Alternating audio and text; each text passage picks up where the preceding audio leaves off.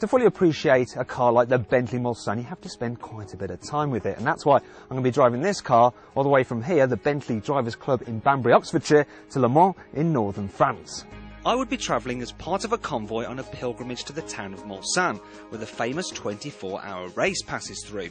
Joining us was a Bentley 8-litre saloon from the 1930s, which used to be owned by W.O. Bentley himself. Its attendance was rather appropriate because the 8-litre was the last proper built from the ground at Bentley until the arrival of the new Mulsanne last year.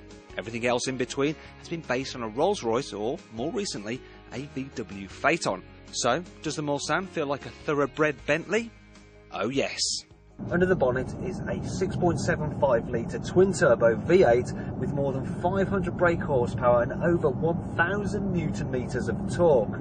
In true Bentley tradition, the engine doesn't rev particularly high. It redlines actually at 4,500 RPM, but it is so torquey wherever you are in the rev range.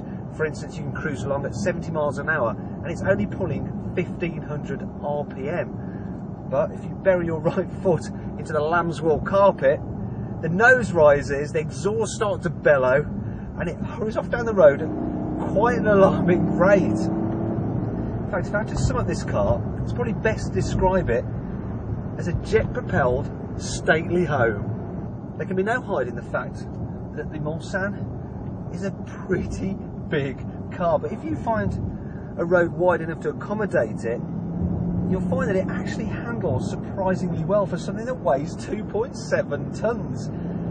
And like a proper Bentley should, you can put a smile on your face down the twisty bits. Ultimately though, the most important thing with a Bentley is of course comfort. And the sumptuous ride and whisper-quiet cabin meant the Mulsanne took the strain at the 120-mile schlep down to Portsmouth. In fact, it was actually a bit of a disappointment to finally arrive at the boat, as it meant we'd have to slum it with the hoi polloi. Thankfully, when it came time to disembark, we were at the front of the queue. After all, when you're in a Bentley, you don't expect to have to wait around.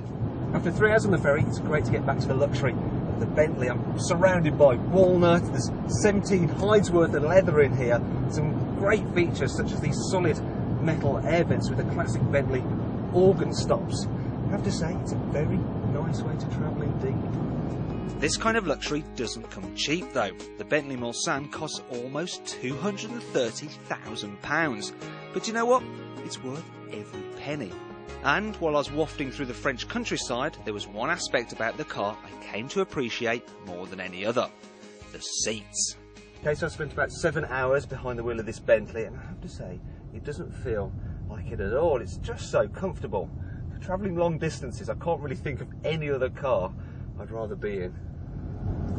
I'll tell you what, I could get used to this kind of lifestyle. Unfortunately, I wouldn't get a chance to as we were nearing the end of our epic journey.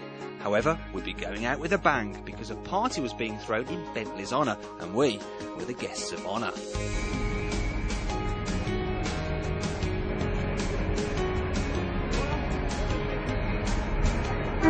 Well, we've arrived at Mulsanne with our collection of Mulsannes. There's a crazy car rally going on, as you can hear, but we've still been creating quite a stir. But it's been the 8-litre that's been getting most of the attention. Well, it was getting the most attention until Bentley's 2003 Le Mans winner, the Speed 8, showed up. Enjoying the sights and sound of this mini car expo was a fitting climax to this most excellent adventure. But it wasn't quite over yet. There was still one thing left to do. See the local mayor present Bentley with the keys to the town. Gifts were exchanged, hands were shaken, and this being France, some food was eaten too. Finally, it was time to leave, and this gave me a chance to reflect. The Bentley Mulsanne, it makes you proud to be British.